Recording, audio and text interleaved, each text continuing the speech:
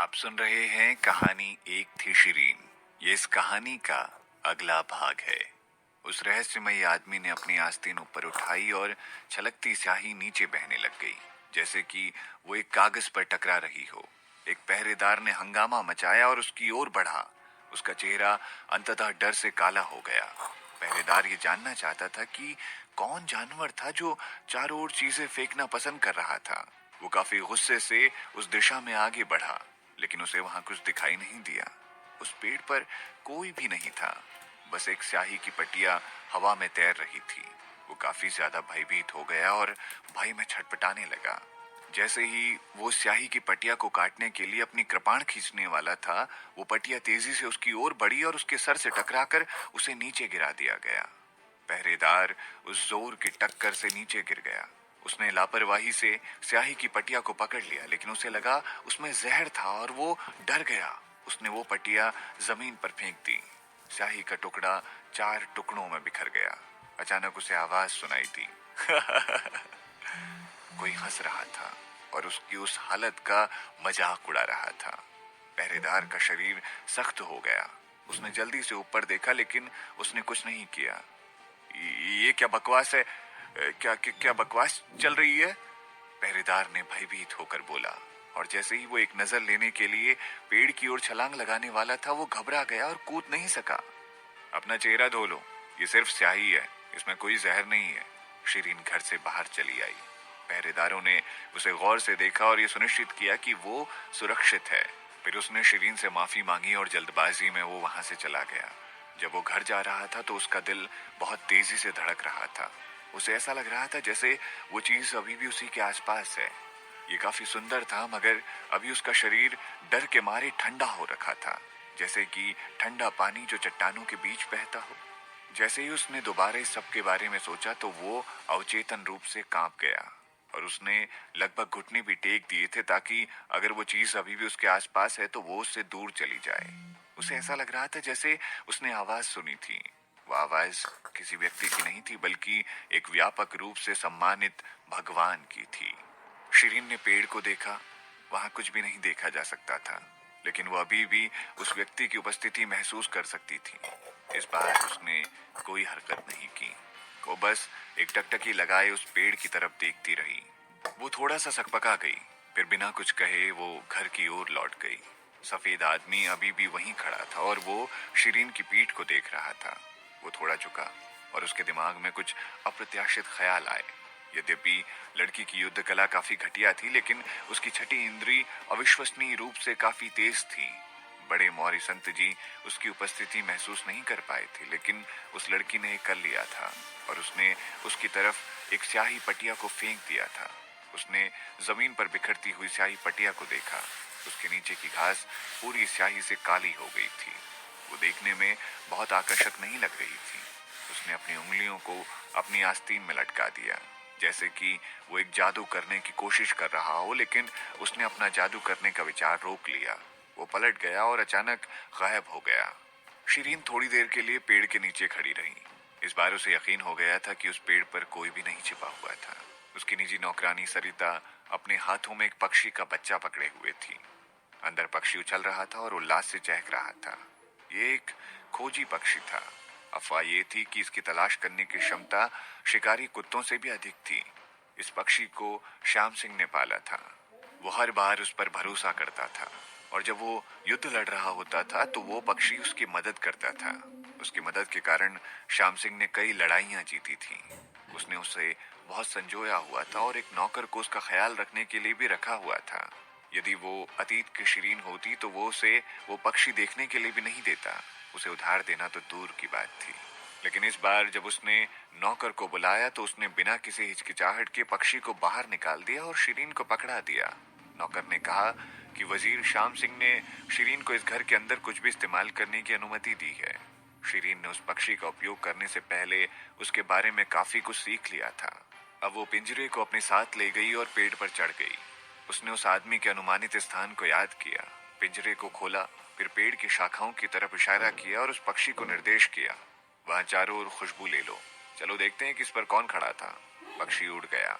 उसने वापस पिंजरे में आने से पहले शाखाओं के चारों ओर चक्कर लगाया। फिर वो शीरीन के कंधे पर बैठकर चहचहाने लगा। शीरीन उस पक्षी की भाषा नहीं समझ सकती थी, इसीलिए उसने पेड़ के नीचे उस पक्षी की देखभाल करने वाले से पूछा, क्या कहना चाह रहे हैं ये? उस देखभाल करने वाले ने अपना सर झुकाया और कहा, छोटी मालकिन ये कह रहा है कि उसे केवल पेड़ की गंध आ रही है, कोई मानव गंध आसपास नहीं है। शीरीन ने पक्षी की ओर देखते हुए कहा, क्या ऐसा हो सकता है कि इसकी नाक में खराबी हो चुकी है? बेकार। पक्षी ने अपने शरीर को फुला लिया। वो बहुत ज्यादा गुस्से में थी। ऐसा लगता है कि ये एक खराब पक्षी है, शीरीन ने निष्कर्ष निकाला। वो आदमी अभी अभी इन शाखाओं के आसपास था। वो निश्चित रूप से गंध छोड़कर गया होगा। मैं तो उसे सूंघ नहीं सकती, मगर ऐसा लग रहा है कि ये बेवकूफ पक्षी भी उसे सूंघ नहीं सकता। अब लगता है कि शिकारी कुत्ते ही उसे सूंघने में सक्षम होंगे। दास कुमार जी, मैं सोच रही हूँ कि आप मुझे एक शिकारी कुत्ता ही लाकर दे दीजिए। बेवकूफ। पक्षी की आंखें सुनकर लाल हो गई और वो एक चक्रवात की तरह आसमान में उड़ गया। उसने अपने पंखों से लगभग शीरीन का चेहरा खनोज दिया था। वो पिछली शाखाओं की गंध नहीं लेना चाहता था, इसके बजाय वो एक मोटी शाखा की तरफ उड़ गया। उसने उस शाखा के चारों ओर चक्कर लगाया और फिर वो शीरीन की तरफ उड़ान भर के वापस आ गया और उसके चारों ओर चहकता रहा। शीरीन ने देखभाल करने वालों से पूछा, तो उन्होंने जवाब दिया, मुझे लगता है ये उस शाखा पर किसी की गंध पा चुका है, आप वहां जांच कर सकती हैं। शीरीन ने देखभाल करने वाले सर पर पसीना देखा। ये पक्षी उससे पहले क्या कहना चाह रहा था? देखभाल करने वाले ने और भी गहराई से शीरीन की ओर देखा और कहा, हाँ, ये वही बात कह रहा था जो मैंने आपको अभी बताई। शीरीन ने पक्षी की ओर देखा। भले ही वो पक्षी मानव भाषा नहीं बोल सकती थी, लेकिन जाहिर है वो मानव स्वभाव को समझती थी। उस समय वो तेज चरागों की एक श्रृंखला के साथ बहुत नाराजगी के साथ देखभाल करने वाले को डांटने लग पड़ी। शीरीन ने उसे देखकर मुस्कुराया और कहा, क्या ये मुझे डांट रही है? देखभाल करने वाले ने पक्षी को शर्मिंदगी से देखा, फिर उसने शीरीन को देखा। उसने चतुराई दिखाते हुए चुप रहने का फैसला किया। यदि वो झूठ बोलता तो वो पक्षी को नाराज कर देता, लेकिन अगर वो झूठ नहीं बोलता तो वो अपनी मालकिन को निराश कर देता। शीरीन निश्चित रूप से एक पक्षी के साथ बहस नहीं करना चाहती थी। इसके बजाय उसने पक्षी के मुकुट के साथ खेला और कहा, ये तुम्हें किस बात का घमंड है? ये पक्षी, चलो बस मैं यही आशा करती हूँ कि तुम्हारे पास इस तरह के रवैये के पीछे कोई कारण होगा। उसने पक्षी को नजरअंदाज किया और वो दूसरी शाखा पर कूद गई। अंत में उसने एक हल्की गंध पकड़ ली और वो थोड़ी सतर्क हो गई। बड़े मौर्य संत, ये बड़े मौर्य संत की खुशबू थी। क्या ऐसा हो सकता है कि बड़े मौर्य संत अभी अभी यहाँ आए थे? शीरीन ने अपनी आंखें थोड़ी सी सिकोड़ ली। क्या वो बड़े मौर्य संत जी हो सकते हैं जिन्होंने उसे बताया कि वो उसके खिलाफ कुड़ते हैं? वो कुछ देर वहां खड़ी रही और महसूस करती रही कि बड़े मौर्य संत ने तो उस रहस्यमयी व्यक्ति की तरह व्यवहार नहीं किया था। वो आदमी अधिक विकृत और मायावी था।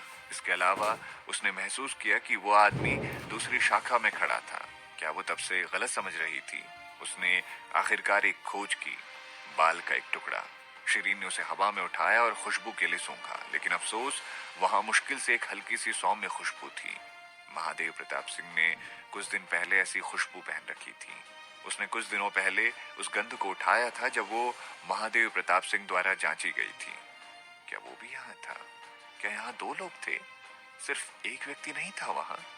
दोनों शाखाओं के बीच की दूरी को देखते हुए, जो कि 2 मीटर थी, वास्तव में बड़े मौर्य संत जी सामने थे, जिसका अर्थ है अगर एक ही समय में दो लोग वहां मौजूद थे तो बड़े मौर्य संत सबसे आगे होंगे।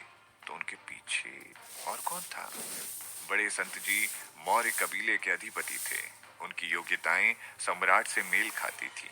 अगर महादेव प्रताप सिंह उनके पीछे था तो कोई रास्ता नहीं था कि उन्हें पता ना चला हो। महादेव प्रताप सिंह युद्ध कला में काफी कुशल थे, लेकिन वो बड़े मौर्य संत से बेहतर नहीं होने चाहिए थे।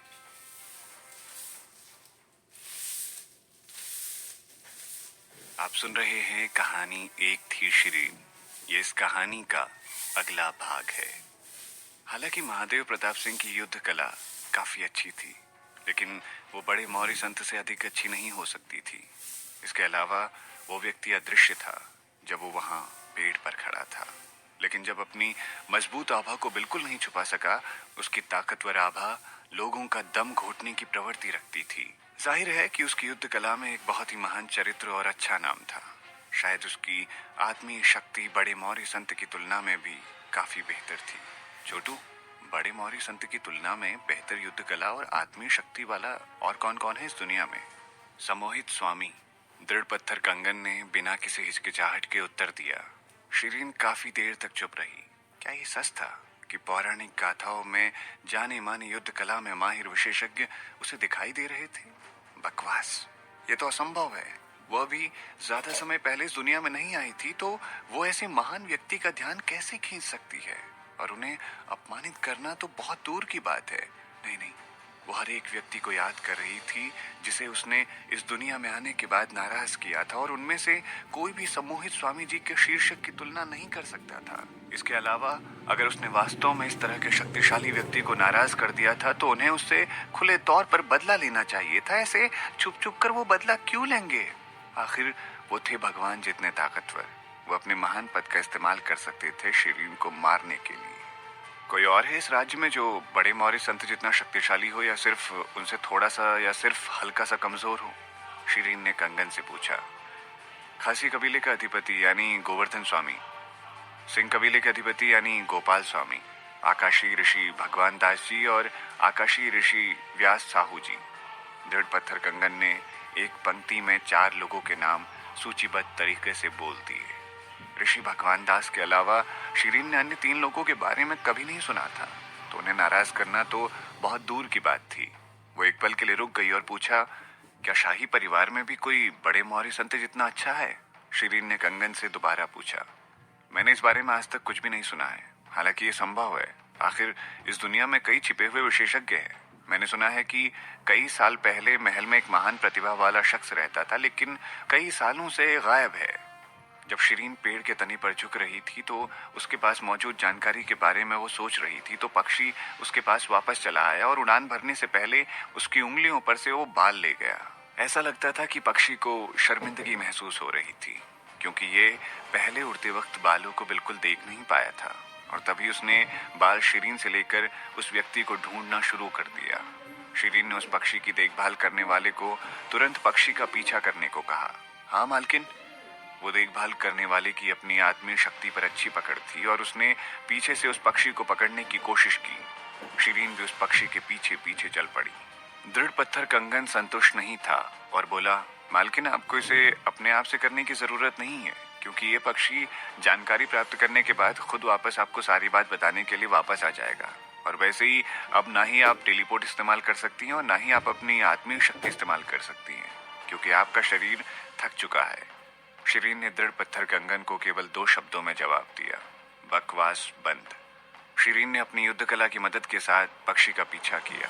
वजीर के निवास से जैसे ही शिरीन गायब हुई, ठीक उसके बाद 2 पुरुष कोने में दिखाई दिए। दोनों को छलावरण तकनीक के बारे में काफी कुछ पता था, क्योंकि उनके कपड़े दीवार के रंग के समान थे। उन्होंने उस दिशा की ओर देखा जहां से शिरीन गायब हो गई थी, और फिर जल्दी से वो दोनों उसके पीछे चल दिए। देखभाल करने वाले द्वारा उस पक्षी को रोक दिया गया और पक्षी उसे घूरता रहा। ये क्या बात करना चाह रहा है?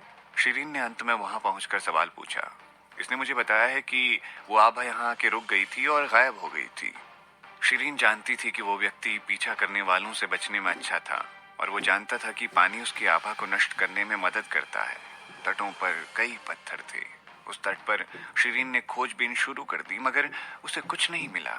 लेकिन अंत में उसे ज्ञात में आया कि ये जगह वैसी ही दिखती थी जहां उसने अपनी पोशाक और उपकरण फेंके थे। वो उस रहस्यमयी व्यक्ति से पहली बार यहीं मिली थी, जो उससे किसी चीज का बदला लेना चाहता था। हालांकि उस व्यक्ति ने अपना चेहरा कभी प्रकट नहीं किया था, फिर भी उसने वो सब कुछ खोज लिया था जो शिरीन ने नदी में फेंका था और सैनिकों को दे दिया। वो सोच रही थी, क्या वो व्यक्ति उसे यहाँ फुसलाकर बुलाना चाहता है ताकि वो उसे अपनी सच्चाई बता सके? क्या यह संभव था कि रहस्यमयी व्यक्ति इस खंदक में रह रहा था?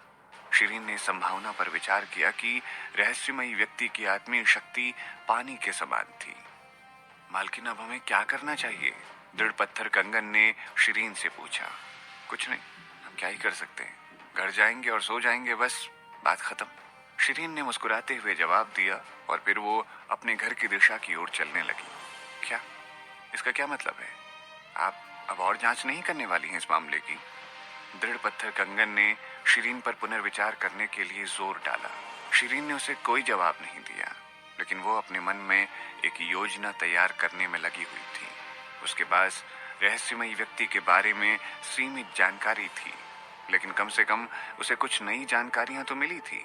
उदाहरण के लिए, रहस्यमयी व्यक्ति ही वो आदमी था जिसने उसे पेड़ में से झांक कर देखा था।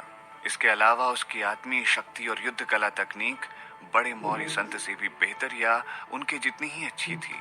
इसके अलावा उस व्यक्ति ने वही सुगंध पहन रखी थी जो शाही परिवार के लोगों के पास थी, और ये एक दिलचस्प बात थी। उसने पहले केवल महादेव प्रताप सिंह और अन्य राजकुमारों पर ही इसकी सुगंध पाई थी। इस रहस्यमयी व्यक्ति को खोजना उसके लिए अब बहुत आसान हो गया था। उसे केवल महादेव प्रताप सिंह या भीम सिंह से बात करने की जरूरत थी और सच खुद को अपने आप प्रकट करने वाला था। फिर एक बार जब वो इस व्यक्ति की पहचान का पता लगा लेगी तो वो उसे खत्म करने की योजना को निर्मित कर लेगी और रणनीति बनाकर उसे खत्म कर देगी। घर वापसी के रास्ते में दृढ़ पत्थर कंगन ने उसे याद दिलाया, मालकिन, कोई हमारा पीछा कर रहा है। मुझे पता है, शिरीन ने तुरंत उसे जवाब दिया और बोलना जारी रखा। मैं इसी उद्देश्य से ये सब कुछ कर रही हूँ। मगर क्यों? दृढ़ पत्थर कंगन ने पूछा। वो दोनों व्यक्ति केंद्रीय खुफिया विभाग के विशेषज्ञ हैं। मुझे लगता है कि रमाकांत राव ने मुझ पर आरोप लगाए होंगे और ये लोग यहाँ पता लगाने आए हैं कि क्या मैं किसी आत्मीय शक्ति के बारे में जानती हूँ या नहीं। ओह अच्छा, अब मुझे समझ में आया। दृढ़ पत्थर कंगन शिरीन की बात समझ गया था और उससे काफी प्रभावित हुआ था। उसकी मालकिन का दिमाग बहुत ज्यादा तेज था क्योंकि वो बहुत अच्छी और समझदार मालकिन थी, इसीलिए भविष्य में उसका जीवन आसान हो सकता था। शिरीन बिल्कुल सही थी। जो दो लोग उसका पीछा कर रहे थे वो वास्तव में केंद्रीय विभाग के जांचकर्ता थे। जब तक वो वजीर के निवास पर नहीं लौटी तब तक वो दोनों धैर्यपूर्वक उसका पीछा करते रहे। उन्होंने एक दूसरे को देखा और फिर उनमें से एक ने तेजी से लिखना शुरू किया। श्रीमती शिरीन, युद्ध कला स्तर 3, शून्य आत्मीय शक्ति। एक अन्य व्यक्ति ने पूछा, मुख्यमंत्री, क्या हमें अंदर जाने और घर को जांचने की आवश्यकता है? जो लिख रहा था उसने अपना सर हिलाया और कहा, जरूरी नहीं, ये जानकारी पर्याप्त है। उनकी वर्तमान युद्ध क्षमता के आधार पर उनका मानना था कि वो गुप्त रूप से वजीर के निवास से भीतर और बाहर यात्रा नहीं कर सकती थी, तो वो हिम्मत सिंह की हत्या जैसा कार्य कैसे कर सकती थी। इसीलिए उस पर और समय बर्बाद करने का कोई मतलब नहीं बनता था। शिरीन के सर के ठीक ऊपर सूर्य चमकीला दिखाई दे रहा था। वो अपनी पालकी की कुर्सी पर बैठी थी और वहां बहुत गर्मी थी। जब वो घर लौटी तो उसे सम्राट का संदेश मिला। उसे संक्षिप्त आलोचनात्मक चर्चा के लिए महल में बुलाया गया था। संदेश लाने वाले अधिकारी ने उसे जल्दी से तैयार होने का आग्रह किया, इसीलिए महल में चले जाने से पहले उसके पास पानी की एक घूंट पीने तक का समय नहीं था। हालांकि उससे पहले उसने कुछ राजकुमारों के साथ बातचीत की थी, लेकिन ये पहली बार था जब वो महल का दौरा करने वाली थी। लाल दीवारें, ऊंची छत वाला दरबार का कमरा, लंबा गलियारा और सैकड़ों दरवाजे, महल की झलक नक्शे पर बिल्कुल भीमपुर राज्य के समान ही थी। मुख्य अंतर बस ये था कि भीमपुर राज्य की छत कांच के टाइलों से बनाई गई थी, जबकि वर्तमान महल की छत को चंदन की लकड़ी से बनी नीली टाइलों द्वारा ढक दिया गया था। बाहर देखो मालकिन, मैं खतरा महसूस कर सकता हूँ। उसकी कलाई पर बंधे दृढ़ पत्थर कंगन ने उसे याद दिलाया। इससे पहले कि वो बात करना समाप्त कर पाता, एक तेज हवा चलनी शुरू हुई और कुछ प्रकाश की किरणें सीधे पालकी की कुर्सी की तरफ चमकती हुई आने लगी।